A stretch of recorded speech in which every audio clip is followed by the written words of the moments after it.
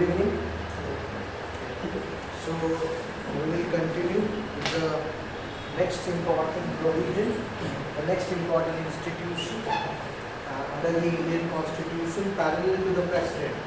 We have done with the President, the role of the President, right, in the Indian governance, right, the nominal head, the de jure head, but still he has a substantial role with respect to his powers and functions.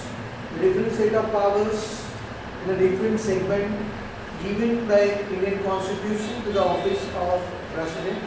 The powers like legislative powers, the executive powers, the judicial powers, the military powers, the diplomatic powers, the emergency powers. Right? So there are the different segment of the government where the President will give in the different powers, right, through the Indian Constitution. So we have done with the different provisions of the President. So parallel to that, the next important office that today we are going to discuss, that is the office of Governor, right, in a state government, right, the very, very important office in the state government, under the state government, and that is nothing but governor. So while we are discussing governor parallel with the office of president in the central government, the office of president, which we have already discussed, right? So parallel to that, we'll start the new office under the Indian Constitution, that is governor, because of the similarities between the office of president and governor provided by the Indian Constitution. So there are a lot of similarities and there are some differences. The similarities, why there are the similarities? Because both offices have the equal position. Only the major difference comes under the office with respect to their jurisdiction. What is the meaning of jurisdiction? What is the meaning of jurisdiction? The power of the president, the working power of the president. The jurisdiction of the president is something for the whole country, for the whole nation. The power, the jurisdiction of the president. But the jurisdiction of the governor, it is limited. It is to the particular state where he is appointed as a governor, because each state has a governor. Two or more states can also have the single governor, but each state would have one governor. But president is something, the authority which is represented only to whole country. So that's why the jurisdiction of the president, it applies to whole nation within the boundary of the whole country. But jurisdiction of the governor is limited to that particular state where he belongs, where he gets appointed as a governor. So that is the major difference between the president and governor. So there are some other differences also that we will also discuss, right, as we proceed for the governor. So in the same pattern like president, the governor, the first and most important thing that we need to discuss with respect to our UPSC examination, that is something what? The appointment procedure of the governor. Right? Same like president that we have already discussed. So appointment procedure of the governor. So before going through the appointment, the governor have given the powers, the governor's office have given the powers by the constitution under the article, from the article 153 up to article 167, right, and they have been placed in the part 6 of the Indian Constitution. So from article 153 up to the article 167 of the Indian Constitution, they deals with the office of governor. So under this, article 153 talks about the governor. So appointment of the governor, it is something, the procedure which quite differ with the appointment procedure of the president, because we have already studied the appointment procedure of the president. The appointment procedure of the president includes the procedure of indirect election. Indirect election. Right? Indirect election. But for the governor, the appointment procedure here, it is, there would not be any kind of election for the governor as per the Indian Constitution. No election. No election for the governor.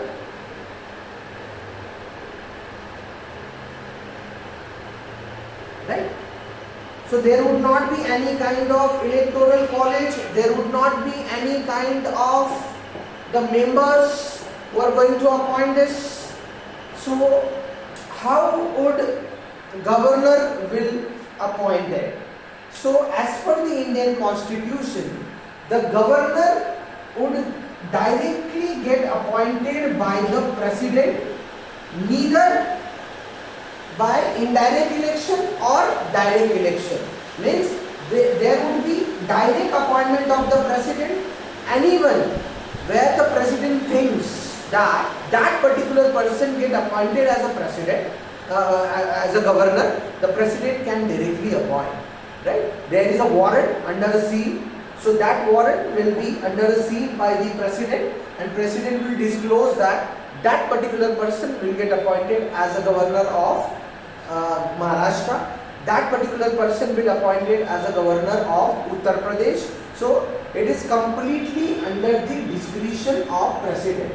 There would not be any kind of election procedure for the office of governor. This is the major point which actually differs from the president, because in the election, in the appointment procedure of the president, we already studied.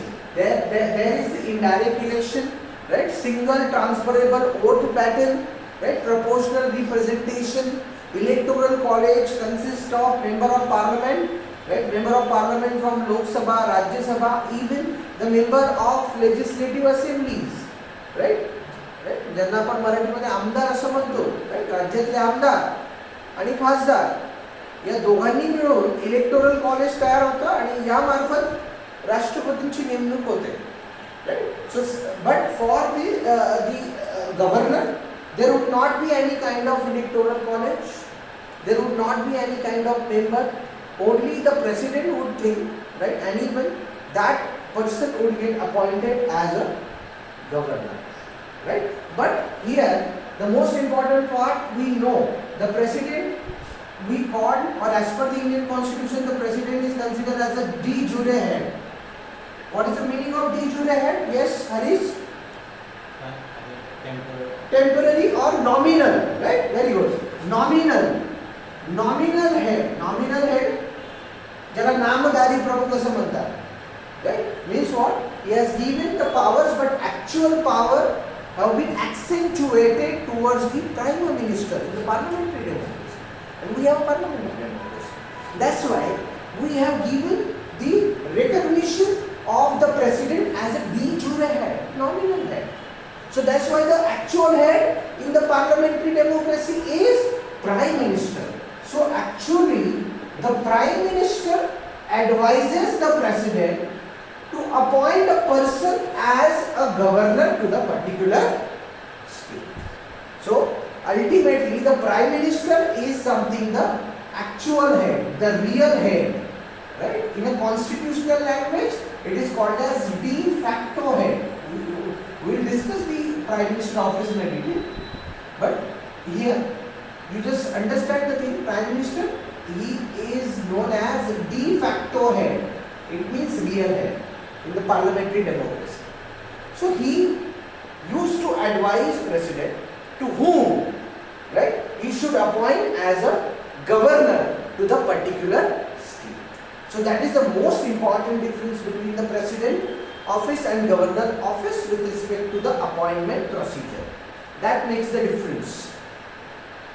So ultimately the governor is considered as the mediator, right? Even he is also known as the agent, the mediator, right? Agent of the central government, right? In the state government, in the state.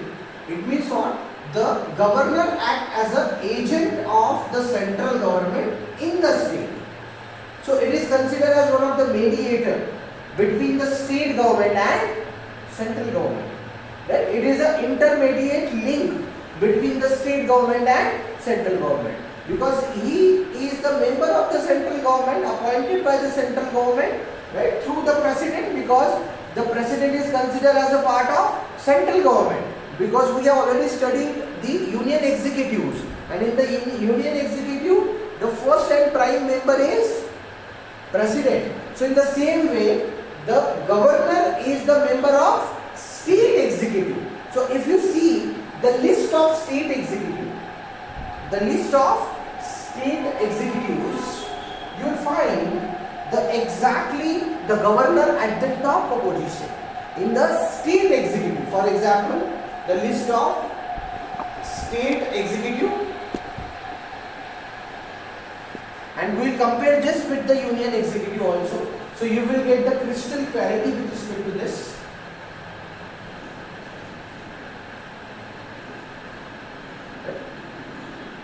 Union executive and state executive. So we know that union executive, the first member of the union executive is president. So parallel to that, the first member of the state executive is considered as governor. Second member of the union executive is vice president. But in the state executive, there would not be any kind of office of vice governor. So this is something, the position, it is considered as a vacant position. Now the third member of the union executive, prime minister, right, PM. So parallel to that, there would be what? The second member of the state executive, it would be CM, chief minister, right? The fourth member of union executive, central council of minister, right? ज्याला आपण केंद्रीय मंत्रिमंडळ असं म्हणतो. Parallel to that, under the state executive, right, state council of minister, राज्य विधिक मंडळ, right, असं म्हणतो त्याला आपण राज्य मंत्रिमंडळ, right, state council of minister. The fifth position under the union executive, yes, attorney general of the country, right, attorney general, ज्याला मराठीमध्ये म्हणतात देशाचा महाधिवक्ता, the jurist, right, who is considered as one of the lawyer of the union government, ऐसा आप consider कर सकते हैं. तो ये यूनियन एग्जीक्यूटिव का पार्ट है. वैसे ही पैरलल अथॉरिटी यहाँ पे उसे कहा जाता है advocate general of the state, advocate general of the state, राज्याचा महाधिवक्ता. So these two are the different positions. So ultimately ये यूनियन एग्जीक्यूटिव की लिस्ट है और ये स्टेट की. उसमें हमने प्रेसिडेंट देखा, उससे ही पैरेलल है गवर्नर. समझा?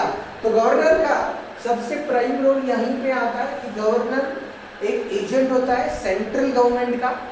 He act as an agent of central government and he is one of the supreme member of the state executive.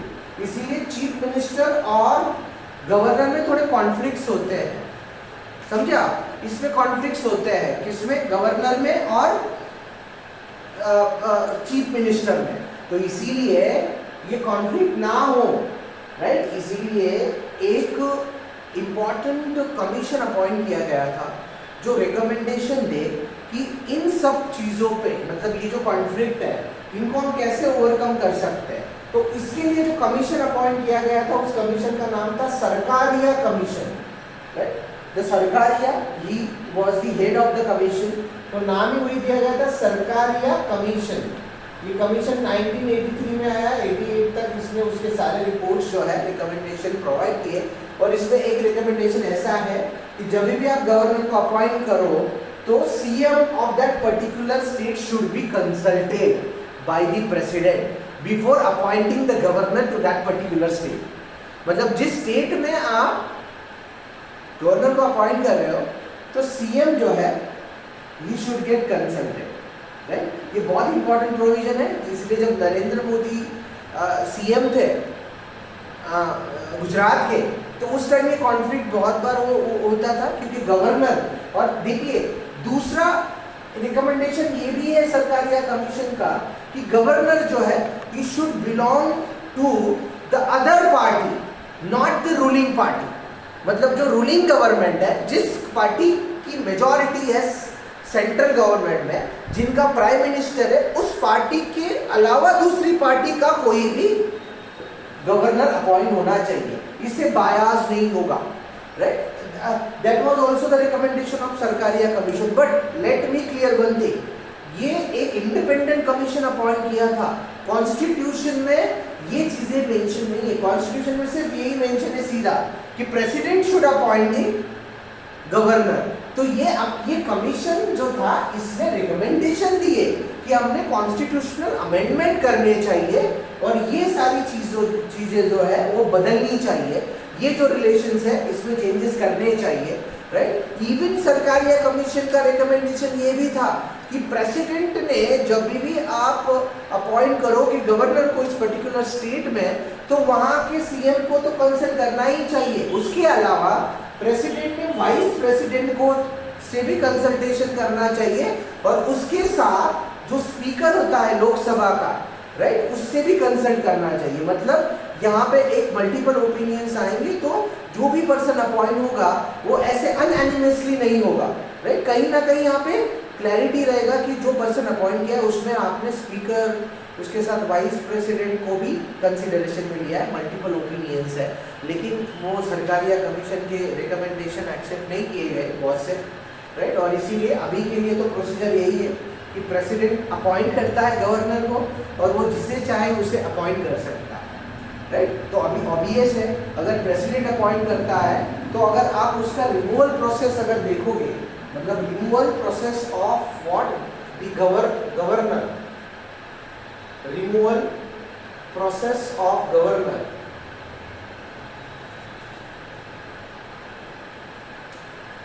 तो प्रेसिडेंट एंड गवर्नर के रिमूवल प्रोसेस में बहुत ज्यादा डिफरेंस है।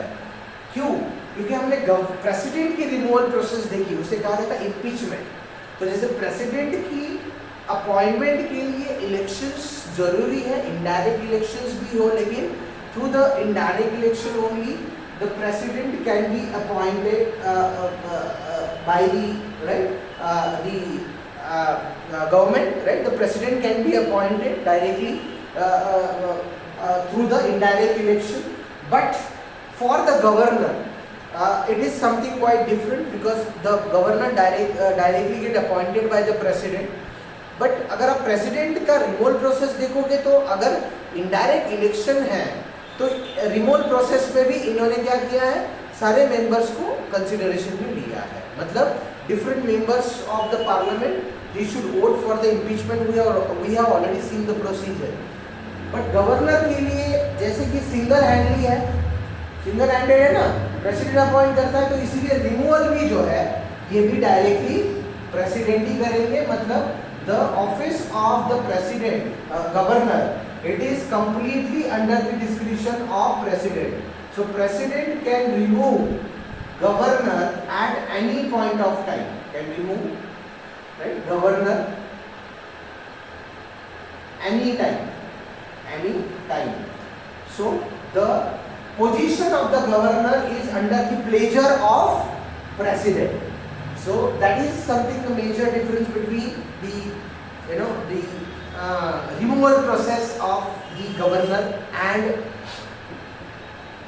the removal process of the president. That makes the major difference, right? So these are the major points which makes the difference.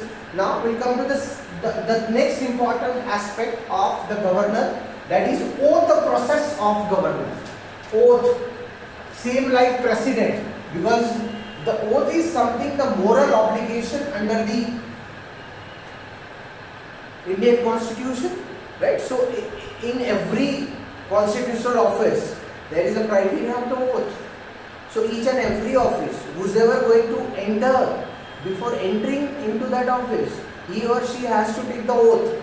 It acts as a like a moral obligation, right? क्योंकि Indian society में शपथ oath को बहुत importance है, right? मेरा वचन ही मेरा शासन है, राइट? So the शपथ, this is something, the word which makes a strong difference in the Indian mindset, right? So that's why ये जो चीज़ है, ओथ की जो प्रोसेस है, ये प्रोसेस को भी इन्वॉल्व किया गया है. तो जैसे प्रेसिडेंट की ओथ प्रोसेस है, वैसे गवर्नर की भी ओथ प्रोसेस है. Oath process of governor. तो प्रेसिडेंट की ओथ प्रोसेस में क्या है, यहाँ पे दो कंपोनेंट होते हैं, जिसको ओथ दी जाती है, राइट, और जो ओथ देता है, जिसके थ्रू ओथ जो है वो दी जाती है. So administration of the oath, ये इंपॉर्टेंट एस्पेक्ट है.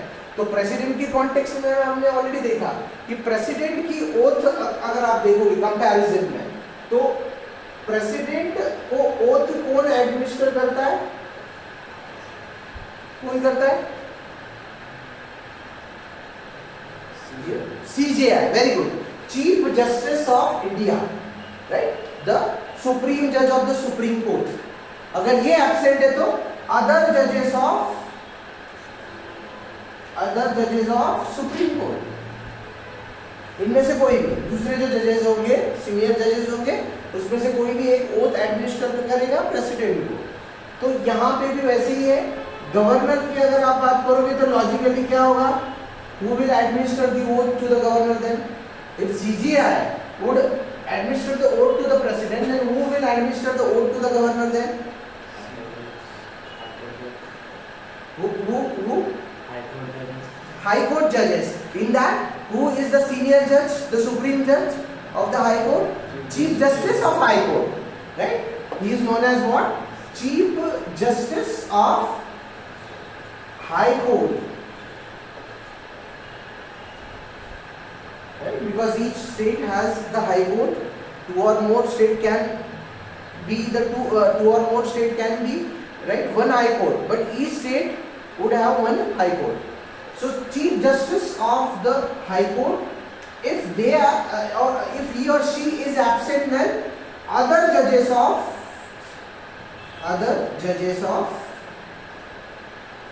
high courts. So and even from the other judges can administer the oath to the governor.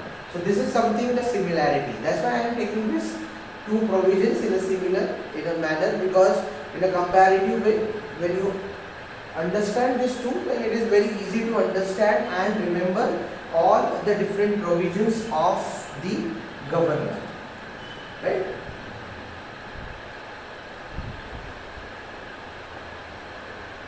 Right?